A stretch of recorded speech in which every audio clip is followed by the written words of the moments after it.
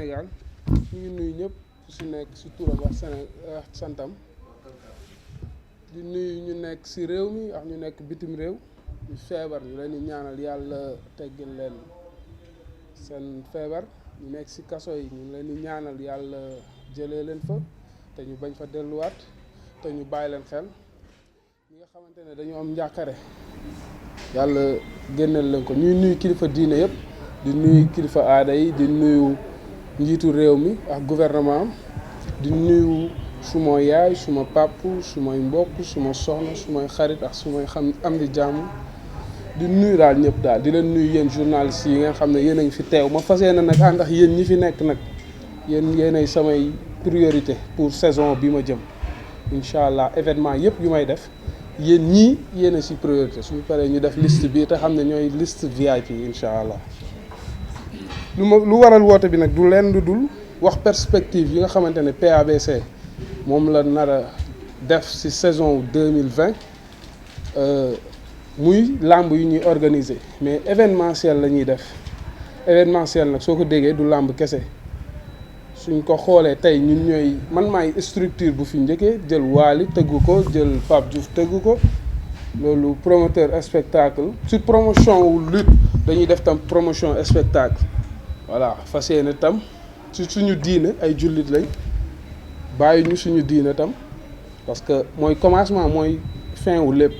lépp loo gis soo juddoo imaam la ñuy woo mu tudd la soo génnee àdduna imaam la ñuy woo mu jiite la mu jiite sàppe yi ñu jullee la donc mënuñu tam bàyyi suñu diine ci ginnaaw moo waral tey ñu organiser nuit du Coran mooy guddi alxuraanu karim waaw donc loolu la woon moo waral woote bi mu am tam combat yi ñu tëgg combat bu nekk combat la tëgg neen Modou Dia ak Thiat drapeau Marcel Diagne lay doon jeune la comme ñun am audacieux am ambition sumb loo xamante ne yombul ñu bokk jikko tam parce que saa yu ñuy sumb dara du yomb nekkul lu ñu yor amuñu xaalis waaye ñu ngi sant yàlla xaalis ci bopp la montage financier la ñuy def liggéey ci def ci fulla def ci fayda rek ba yàlla dimbali ñu parce que loo nekk rek def ci fulla yàlla fekk ci la ci loolu la woon lépp lu ngeen ñu laaj incha allah dinañ leen ci tontu ci nu mu gën a rafetee. waaw lu ñuy wax rek àdduna moom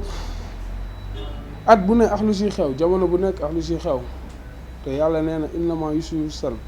mooy neex boo gis naqari moo ciy tegu waaye naqari boo gis sam neex moo ciy tegu daan nañ tëgg ay làmb bu ñuy dugg ci làmb tàgguñu kenn suñu toogee tam ba war a taxawit dañuy taxaw parce que dañu am ay mbokk coow li bëri woon na wax ji bëri na ñu xool balaa nit ki nag ut tëgguñu làmb ngir bëgg tur soxlawuñu ko su doon tur damay dem jël kooraa di ko tëgg di wëy donc làmb suñ koy tëgg passion la rek juddoo ci gox bi nga xamante ne dama fa juddoo ndox samay xarit samay mbokk ñu bokk ak yu ñu juddu màggandoo yarandoo donc c'est normal dañ doon bëre ak ñoom suñu jàngee ba pare géej la ñuy dem parce que looloo fi amoon moo nekkoon parcelle rëboon na rëb boo xamante ne lenn rek ngay mun a doon tëju doon fii sa papa wala fii sa maman sinon da ngay génn dugg xeex ñu duma la parfois nga duma voilà du def école de la rue loolu la woon waaw moo taxoon nag jaxasoo bi ñu jaxasoo woon ak mbër yu mel ni Modou Lo Zos ak Moussa Dioum moo ñu dugal ci làmb en tant que promoteur comme mënuñu woon doon mbër parce que bëggoon nañ ko tam sport la rek bu ñu complexé man tey su ma sumeeku woon bëre warul jaaxal kenn parce que tam sport la dañuy sumeeku dem Dakar Sacré-Cœur football voilà football neen nawetaan bu mu jotee def neen lépp donc loolu ñu dugal ci làmb passion la. waaw tey yaa ngi jëm saison 2020 bi am na ay combat yoo dëgg ma. tey nga wax Thiat ak Modou Dia. am na yenn combat aussi yow war a tëggaat loolu boobu. kon nag est-ce que lamb yu bëri ñu koy xaar ci biir place. Thiat ak Modou Dia combat bu taxaw la bu ñu régulariser au niveau du CNG. mooy suñu première journée moo marqué retouru PABC mu doon combat boo xam ne nag combat bu ñu ñor la bu ñu neex la wax dëgg neex yàlla parce que su may xarit lañ su may morom lañ ñu am jaar-jaar bu ñu def muy Modou Dia combat am yu bëri tëgg naa ko Thiat combat am ak Dolf maa ko tëggoon donc c'est normal tam comprendre nga ma tëggaat leen ci sama retour te du yomb dama koy yëngal bu baax incha allah. mais am na yenn combat yu dul yooyu. waaw ngeer bu zap incha allah dina si bëre ak ki ñuy wax Libidor bu Ngunjaan. Libidor tam ku ma yàgg tëgg la parce que mbër bu discipliné la boo xam ne soo ko gisee dafa sedd ni man soo ko xoolee day nduru ko yambar waaye da koy yëngal moo tax ñu tëgg ko suñ combat yi du yomb moom drapeau Ndiaye Ngom la Lawbe Macky Sall Ndiaye Ngom ñoo dëkkoon fii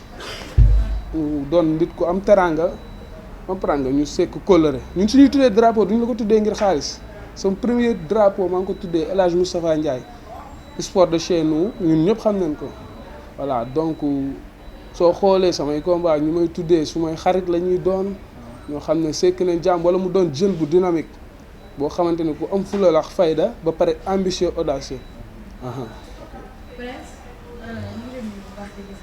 delloo ziar. dafa am benn combat boo xamante ni ñu bari ñu koy coow bañ ne Prince day def conférence de presse ñu bari bañ ne combat boobu lay wax. ci diggante Sa Thiès ak Yékini Junior. fan nga toll foofu ndax ñu ngi dégg tamit Sa Thiès ak Garga Mbossé. est-ce que réellement Prince ba léegi ñu ngi ci combat boobu noonu Sa Thiès ak Yékini Junior. waaw combat boobu li ma si mën a wax mooy incha allahu rabi bu neexee yàlla suñu ànd ak suñu sago ànd ak wér ak tal incha allah le 19 Sa Thiès même bu dee man lay sumeeku bëreel dina bëri. le 19 juillet incha allah dimanche 19 juillet même bu dee Sa Thiès man lay sumeeku bëreel dinañ bëri. kon Sa Thiès yéen ñaar wax ngeen ba pare. ok nañ te lu gënoon logique tey mooy ñu ne ok na Yékini Junior parce que loolu moo nekkoon moo war li ko waral li waral loolu parce que Prince xëccuwul bu tëgg combat bu mag voilà su ma bëggoon tëgg combat bu mag dëgg dama koy tëgg Modou Lo laay tëgg te du ma daf may yomb lool waaw parce que bëgg na ko man bëgg naa ko te yàgg na xarit lañ musuma ko tëgg maa ngi si làmb ji yàgg naa si mu sàkk ko woon sa bu muy bërëx Bombardier yàlla dogalu ko tey bëggoon naa ko tëgg Ama Baldé mais nit du toroxal xaritam munoo tëgg say morom la du Modou rek mais même Ama sama nawle la sama xarit la su ma doon tëgg combat boobu dama leen di sonal parce que même bu fekkee sponsor dina ñëw si kanam parce que mën nañ ko mais soo leen di tëgg da nga leen war a jox lu ñuy waajee te loolu ñuy waajee noonu dafa war a doon du consistant donc looloo waral dugg ñu si loolu bii nag yàlla moo ko dogal te si Yékini Junior la sokkee ko ndax nu Modou nekkee sama xarit noonu la ma yëgee doon sama xarit boo tax wax si moom lu sori daf may jafe waaye lu wóor te wóor mooy que ni Sa Thiès pare na démb fii ñu toog max moom ñu ngi fi ba 4 heures du matin donc max moom déggoo nañ. kon moom dafa jël sa avance wala dana signé ak. li ma la mën a wax xam nga làmb mënoo wax lépp sutura da si baax mais lu wóor te wóor li ma la wax su la doy dara dootu la doy mooy Sa Thiès pare nañ max moom. léegi moom Yékini Junior wala moom benn adversaire. Yékini Junior fay nañ ko cachet boo xamante ne baax na même cachet bi fay nañ ko Garga Mbossé du nag montant bu ñuy wax parce que tam dama leen yoreel respect dañ ma jox cër dama leen di delloo cër boobu ñoom ñaar ku si pare si fan yi néew incha allah dinañ fisale combat bi. kon mën nañoo jàpp ne Sa Thiès amagul adversaire mais Sa Thiès moom instant bi presque. il est exclusivement mi ngi ak PABC incha allah. ok kon léegi ñaar ñi daal ñaar ñii ñoo si des. merci bien. mais Prince ñu ngi lay nuyu di la ziar di la ñaan jàmm. delloo ziar. à part tey loolu nga wax parce que leer na nga ci diggante Sa Thiès ak Yékini Junior mais tamit nit ñi dañuy bëgg a xam bu dee Yékini Junior déggoo ngeen parce que Sa Thiès adversaire bi ñuy tudd la plupart Garga lay doon wala Yékini Junior. am na ñuy wax Modou Anta am na ñuy wax Ama Neex est-ce que yeneen mbër yooyu jëm nga ci démarché kenn. bul fàtte Reug Reug. waaw Reug Reug bien sûr waaw ñu ngi wax Reug Reug est-ce que ñooñu démarché nga ci kenn. ba am ak moom benn wax bu maanaam plan B bu Yékini Junior sotti est-ce que démarché nga kenn. Babou moo négocié Sa Thiès Bassirou Babou président Bassirou maa ngi koy nuyuwaale di ko siyaar nit ku baax la koo xamante ne la tam su ñëpp meloon ni moom si làmb ak ku mel ni Matar Ndiaye dinañ gën a yombal làmb yi parce que lu si mën a nekk rek dinañ ko def te du ànd ak iñaan du ànd ak soxor du ànd ak lu nekk si suuf parce que man moom bon loolu moo may gën a neex si nit ku may liggéeyal mooy yéene gi nekk fi ak fulla ga fayda gi te tappale bañ ci am te moom noonu la doxaleex man. mais adversaire bi Garga Babou moo ko yor moom moo yor Sa Thiès mun na Double Less mooy ménagère u Sa Thiès umpantewuñu Babou tam umpantewuñu chaque jour ñu ngi déggante proposé na Garga cachet démb Garga yokkulu ñu yokkal ko mais li mu laaj wax dëgg yàlla li ñu ko fay raisonnable na rek moo ëpp lu mu bëri woon waaw te démb su pare woon ñu jox ko avance am démb donc loolu munoo tam forcer mbër bi mu bëreel la si li la neex parce que da nga koy proposer moom it mais lu wóote wóor du ay waxu buzz man utuma buzz ndax combat bi ma koy dox yàgg na comprendre nga te kenn yëgu ko bi may dox caat tam ak Modja kenn yëgu ko dañoo jékki-jékki ñu dem CNG rek régulariser voilà weesu ne loolu tam nekk fii da ngay gis ñuy wax ci combat maa ngi dégg benn promoteur bu nekk authentique amul benn association moo fi am mooy bu Pape Abdou Fall jiite comprendre nga maa ngi félicité Dieng nag sama xarit la moom lañ ne mooy président be woo naa ko félicité ko mais nag li gën a rafet mooy ñu ànd ñun ñëpp ñu bokk benn association parce que lenn la ñu wax dañuy défendre intérêt lamb kañ yomb na mun neen toog autour d'une table waxtaan ci ay fee rek Kandji suy tëgg tey combat am da koy dem tëgg Pape Abdou Fall suy tëgg da koy dem tëgg mais terewul mun neen suñu association bi mooy dañuy ànd loolooy objectif bi du xeexante dañuy ànd war a ut dara ci CNG dem toog waxtaan ak ñoom war a wàññilu dara ci arène bi waxtaanee ko loolu mooy objectif bi mais du leneen ñu war a jàppalante comme ni ñu amee kees kuy tëgg ñu am lu ñu génnee jox la ñu ñu bool di ko defante ñun ñëpp loolu rek mooy objectif bi donc loolu la woon daal. léegi à part ça parce que am na mbir yu mag yoo xam ne amuñu combat. waaw dina amul combat noonu Eumeu Sène Lac de Guiers mbir yooyu yëpp amuñu ay combat ak Balla Gaye 2. ñoom Boy Niang kenn bëree bu ci est-ce que tamit Prince xalaat na leen ñooñu mu tëgg si maanaam mu tëgg ci. xam nga tam li ñuy wax rek gumba gu njaxlaf du tàggoo góomu yer da ngay xam sa bopp xam li nga mën ak li nga mënul. bopp du yenu bët du yenu waaye xam na lu bopp antan su ma nee damay dem tëgg ñooñu ñëpp damay wax lu ma neex mais ku mel ni Balla Gaye daal man xam naa ni bëgg na làmb bëgg koo xam ne bëggul année blanche te su paree pour ñu liggéey man pare naa pour ñu liggéey ci adversaire bu mu mën a doon pourquoi pas Balla Gaye Tapha Tine pourquoi pas Balla Gaye Gris Bordeaux mus naa dem waxtaan ak moom ci combat wax dëgg neex yàlla li mooy sax xalaatoon lu ko yées la ñu déggoowul daf ma ne demal nga waxtaan ak Gris su ngeen déggoo ma ne ko lii ma la wax nii est-ce que ba mi ne ma déggoo li ma la wax demal nga wax ak moom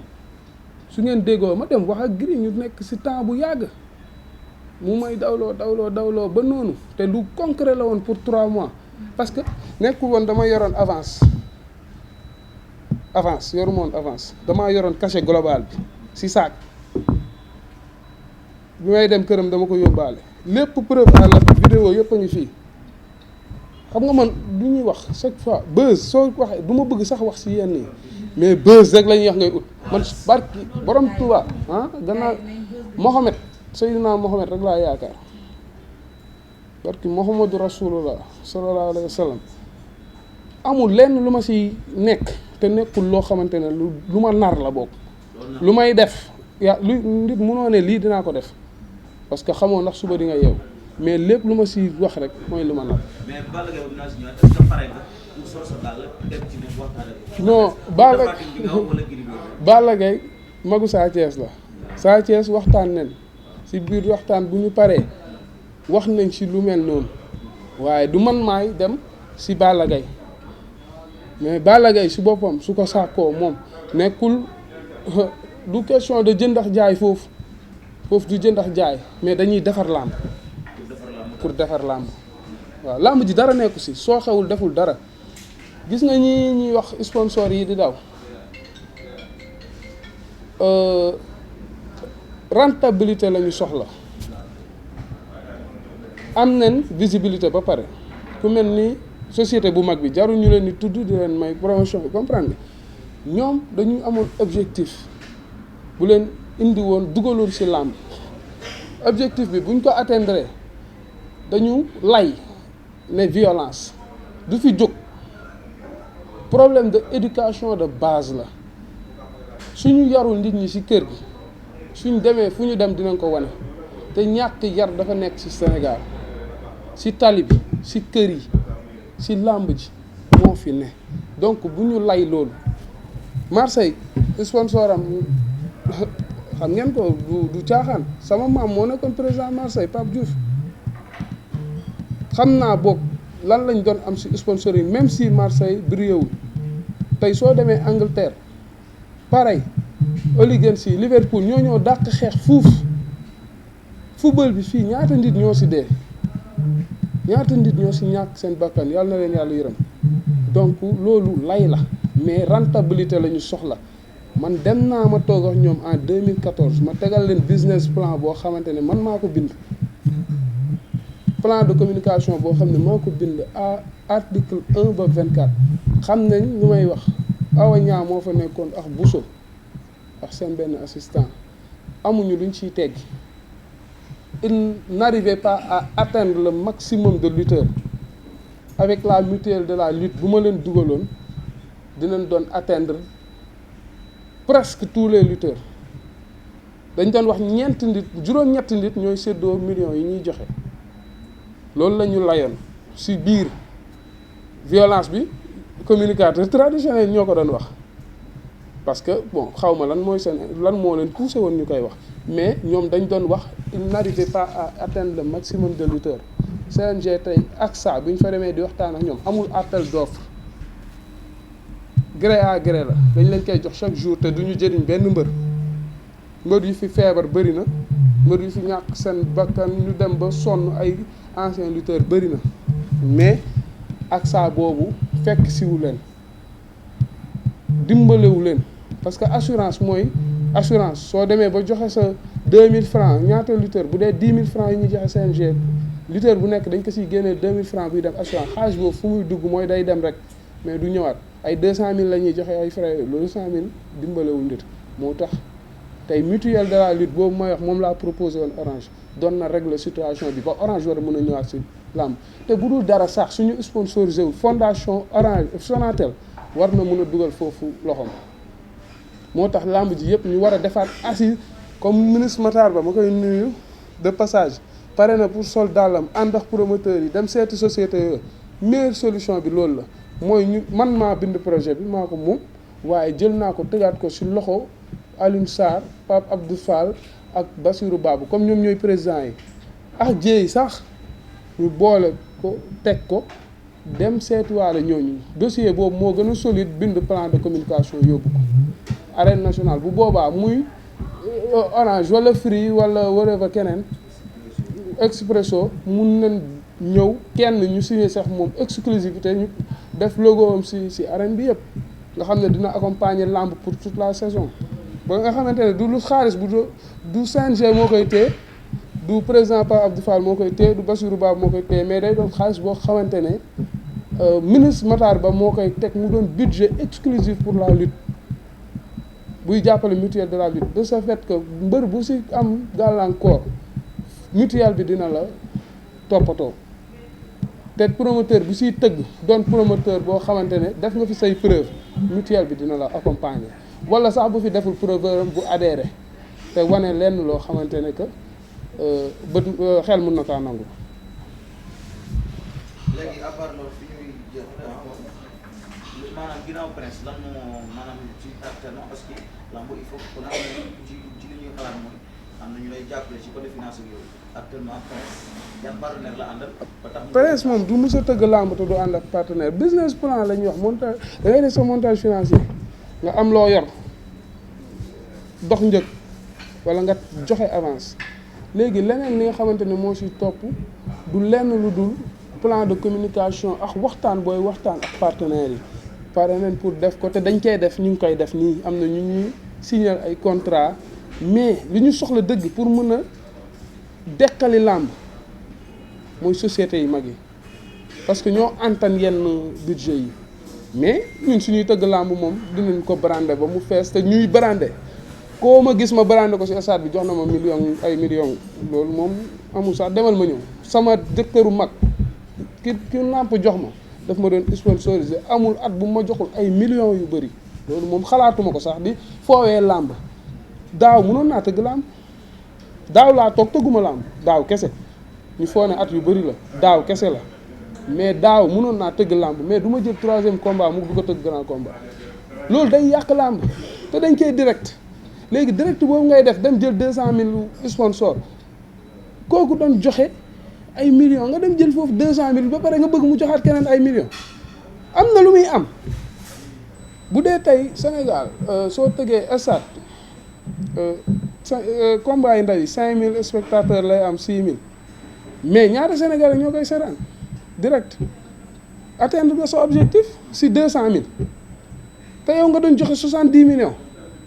wala nga doon joxe 600 millions loolu nañ xoolaat tam xel am na lu mu nangu munoo di joxe ay millions jékki-jékki kii ne la li kii lu mu lay defal dinaa la ko defal ba pare nga jox ko 200.000 loolu mooy yàq làmb léegi loolu CNG nag wax dëgg neex yàlla ah su may pap rek ko fa nekk Babacar Diouf moo ma yar mais loolu ñoom ñoo si war a teg seen tànk combat yi am na combat yoo xam ne warul doon grand combat relève amatul si lamb ji yéen ñëpp xam ngeen ko mbapat amatul si lamb ji arène nationale bi ñoo ko moom pourquoi duñ fa organiser ay mbapat Pikine la nekk Pikine la ñoom Modou Lo doon dem di bëre ji fa lañ doon dem di ànd ak ñoom muy toj ñu ñuy dàq di xeex léegi loolu yëpp mën na ñàkk mbapat mën na am arène nationale te man su ma demee tey ba awma doole tëgg lamb yu mag yi ay mbapat laay organiser foofu te bu boobaa nag munoo ne nit ki day organiser mbapat nga koy joxe stade bi à 1 million parce que mbapat supporté wul loolu 300 lañ doon fay mbapat léegi ba 1000 francs mun nañ ko nangu parce que mbëri dañu war a mbapat mbëri bëreetuñu dama lay wax soo entraîné woon 2 semaines mbëri di bëri petit combat kenn mënu la seedaan parce que mbapatuñu da ngay ponkal rek nekk sa koñ rek del ko dem jënd licence bëre màgg bëre loolu moo fi am te xoolal tey su ñoom Balla Gaye soo weesoo ñoom Balla Gaye ñaata nit ngay compter pour ñu jël relève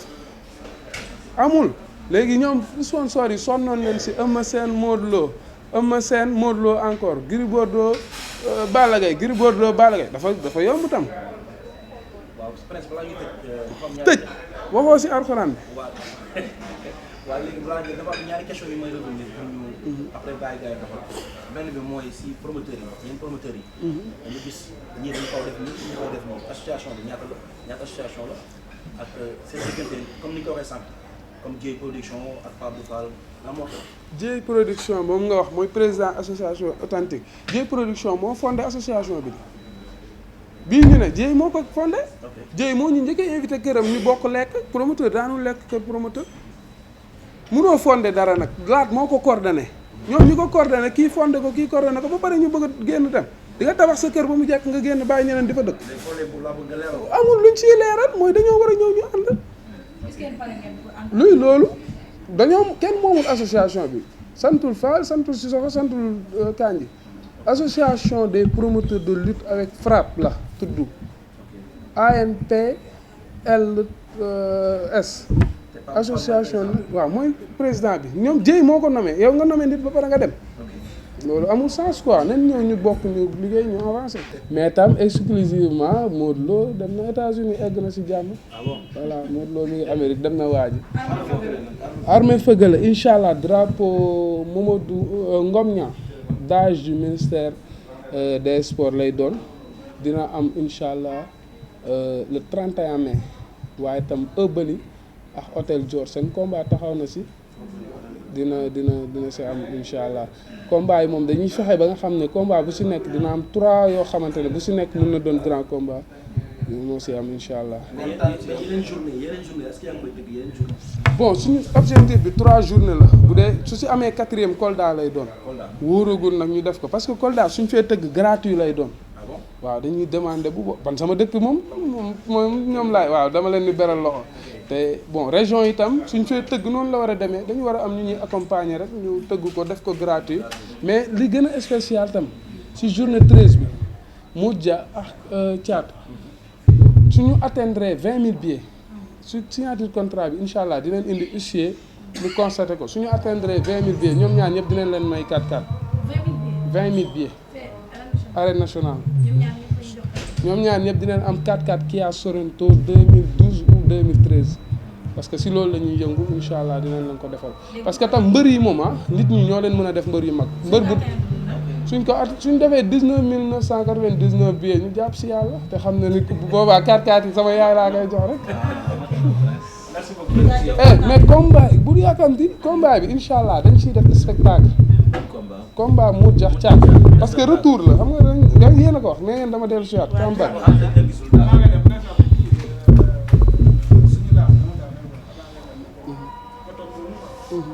voilà mu jaax caat dañ ciy defaale concert spectacle comme gis nga Sénégal pays laïque la non donc ay jullit lañ ñun duy avancer suñu diine rek ak lu koy aar la ñuy def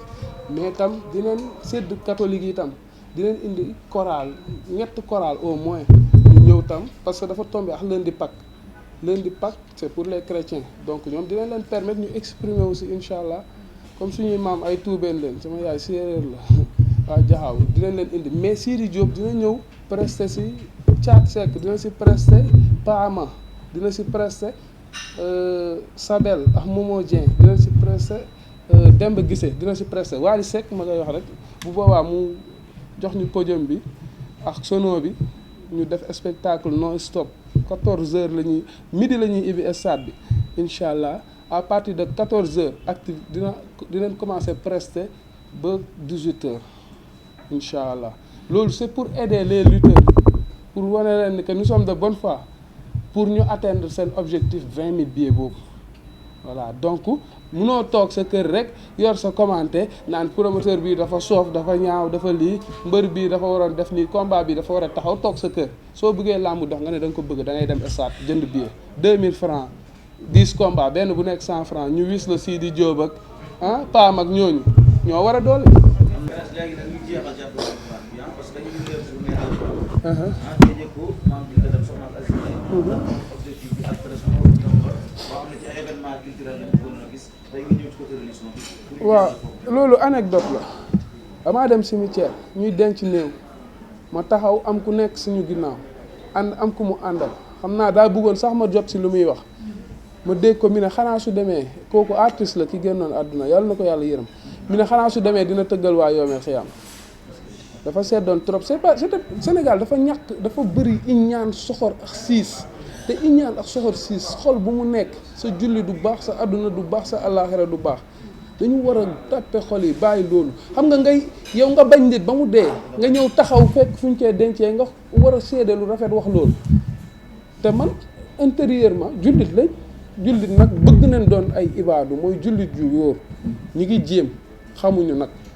ndax lu ñuy def baax na ndax ñu baax lañ walla mais ñi ngi jéem si laa ne nag nit ki comme soo dee dañ lay seede war naa def loo xamante ne tam waaw xanaa bu ma dee dina am lu benn baax loolu nit mën a wax xanaa duma su boobaa xanaa su ne xanaa su demee yoowee xëyaam dina tëggal néew yi làmb dina am ku taxaw ne ko non daan na organiser bésu alxuraanu karim te alxuraanu karim yaakaar naa si diine yàlla nu mu ko aareewu ko dara. le 5 mars incha allah jeudi 5 mars grand théâtre hommage bi ñu siy rendre maam Binta Dem soxna Aziz la woon ma xam beneen soxna Aziz bi ñu doon ñu baax waaye maam Binta tam doon koy spécial mu sori woon si Aziz di sama xarit sama làmb tam Aziz bokk na si trop parce que moom laa doon dem di jàppale di jàng di taxaw si ay porte di def lépp dem ba doon promoteur taxul mu ñaaw ndax dem na ba may sponsoriser si làmb donc su amee naxar bu toll noonu soxna si doonoon moom moo kenn du gërëm jabar jàmbur moom moo taxaw gërëm soxnaam ñun tam ñu am lu ñu ci fekkee ndax bët ak nopp moom yaakaar naa ni sa bët gis moom loo gis moom mënoo ko gëm sa nopp tam li nga siy dégg tam waaw du loo mën a fat loolu rek lañ ci mën a seede te hasard amul buñ koy def ne la 5 mars la jël thème bi def ko femme soumise jigéen gu nangul jëkkëram xamuñu woon ni dina tombe ak bésu maam Jaara Buso Poroxaan kon hasard amu si yàlla ñëw na foofu parce que dafa tombe ak màggalu Poroxaan waaw comme màggalu li tax tam changé wuñu date bi dañoo xam ne màggalu Poroxaan nit yi dañuy dem di ñëw dañuy dem ziar ñëw te kaaris yi laa si àndal les kaaris du Sénégal tukki naa dëkk bu nekk dem samay xarit lañ dañoo bokk groupe WhatsApp dem naa dëkk bu si nekk fekk fa kenn di concours te jëlu si ndaare jëlu si avant ndaare deuxième première lañ ciy jël te amuñu occasion benn bu ñu exprimer woo fii si Sénégal moo tax ma xool salle bi nga xam ne mun nañ ne si salle yi gën a prestigieuse si dëkk bi la bokk ma jël ko waaw may leen ñu profiter aussi exprimer wu wane seen bopp parce que tam day encourager nit ñi ñu dugal seen doom yi daara dina tam tax ñu teral alxuraanu karim dina tax tam sang googu al maxtum doon wax si réew mi peut-être alxuraanu karim moo gën a màgg mën naa sang réew mi parce que réew mi tàng na trop ba léegi mënul sedd doy waar la waaw di jox ñëpp rendez-vous rek di gërëm ñi nga xamante ne nangu nen ak ñi nga xamante ne sax ñooñu demandé pour ñu boole leen si parrain yi parce que ñu bëri tam doon leen bëgg dañuy toog nit ki sooy liggéey si réew bëgg nga benn moment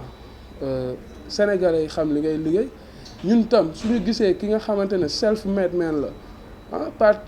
une personne qui est partie de zéro pour devenir un héros bëgg nañ tam ñu wane la parce que dafa bokk si joxe cër yàlla mooy cërale donc moo tax ñu jël ñenn ñu du nekkul dañoo jël ñu am daraja rek cërale mais am na ñu am valeur ñu ci cërale donc loolu la ñëpp ñi nga xamante ne nekk nañ si parrain ñu ngi leen siy gërëm ñëpp ñi nga xamante ne dinañ si ñëw ñu ngi leen siy sant kaaris yi nag dañoo am seeni nit Mouhamed El Hadj Touré si thème bi da say yokku ak góor gu yërëm jabaram Mouhamed El Hadj Touré rek feesal na Grand Théâtre xaju fa sa kantuma la ñoom Makhtar Dieye ak ay sëtu sëñ Mourtala ak ñeneen ñu bëri ñi nga xamante ne tey jii ay nit yu màgg lañ si alxuraan boobu loolu lañ si jublu ñu ngi ñaan yàlla suturaal ñu si bu boobaa amuñu si njàqare nag amuñu si ñaari xel entrée bi libre et gratuit la amul fay mais ku gaawul ñëw tam doo am foo toog loolu xam nga ambassade France dañ fay nekk 4 jours 18h la ñuy pare ñoom 18h la ñu bëggoon commencer mais dañ koy décaler ba 19h mais ku demul peut-être 17h wala 16h tam doo am foo toog loolu moom wér na parce que alxuraanu karim yàlla moo ko téyel boppam waaw te yàlla xam na lu nekk ci xol yi bu dee lu positif moo nekk ci xol yi bañ koy def yàlla rek tax incha allah dina réussir dina neex dina gën a baax ñu ngi siy nuyu tam xalif généraux yëpp dinañ dem seeti ñu ngi si mën a seeti mooy gërëm Cheikh Ahmed Tidiane Niass xalif général des Niassènes moom suma papa la suma xarit la mi ngi Maroc mais tam xam naa waa këram yëpp dinañ ñëw Baba Lamine mi nekk fii ñu ngi koy nuyu di ko gërëm di nuyu sëñ Amsatu Mbàkke moom ku bëgg alxuraan la xam naa ni lépp lu si mën dina ko si def mais tam ñu ngi si gërëm di si ñaanal xalif général des Mourides sëñ Muntaxa ak maam Ansu Ñaan nga xam ne alxuraan ak yàlla rek yàlla xaalal laa xaala rasulullah rek la lay wax ñu ngi gërëm ñëpp mais mënuma wax te gërëmuma Mamboy Diaw moom suma xarit la suma mag la sama lépp la soo waxee loolu Sénégal ñu foog ne xaalis la déedéet moment bu difficile Sénégal wax ji bëri trop c'était pas évident que mu ànd ak man moment boobu la ànd ak man ànd nag bu sincère bu wóor maa ngi koy gërëm di ko ñaanal foofu mu nekk noonu bu mu tiit bu mu ragal fi ñu dëkk ñoo dëkk Kolda maa ngi dëkk koñ bi mu dëkk koñ mu stop lu mu nekk da si ñu dañoo ànd ak moom du nombal tànk moo tax waa Kolda ànd ak moom waa Kolda dañoo ànd ak moom te yàlla tax parce que xol la yàlla di fay daf leen yéene donc loolu mu leen yéene yàlla na ko yàlla delloo mooy gërëm ñëpp di sant ñëpp di gërëm Aziz Ndiaye tam moom daf maa woo ne ma ñaata laa lay jox ñaata million nga bëgg ma jox la ci événement bi ma ne ko doo ma jox dara mi ne ma loolu mënut a nekk moom du xaalis moo tax ñu def loolu wallahi azim dañ ko def te yàlla tax te daf ma ko jiitam xam nga làmb ñaari nit a si nekk ki la faral ak ki la faralul maa ngi koy wax Modou Lo su ma juumul 2009 bi Aziz bëggee combat am ak Lac de Guiers man tase Aziz Sall mu ne ma bëgg naa ko waaye sa waa jiwooñu xam nga rek ak yooyu ma ne ko Modou sa nit la ndax daan ngeen ànd di bëre mais faraloo ko c'est normal làmb bu faraloo ko contre Balla Gaye parce que Balla Gaye seen lépp la mais am na combat yoo ko faraloon te Modou tam dama koy gërëm lu ma neex si moom sàqalul nit ku muy àndal coow li bëri woon na trop avant combat am ak Balla Gaye yow Aziz presse day fréquenté Aziz comprendre nga mun na la def dara Modou Lo ne leen presse lu may def lu ma rey na ma rey waaw loolu dama ko siy sant bu baax quoi dama ko siy sant bu baax di waaw jox ñëpp rendez-vous incha allah Grand Théâtre le 5 mars suñ si jógee le 13 ñu dem arène nationale ànd ak Modou Dia Thiam. merci beaucoup.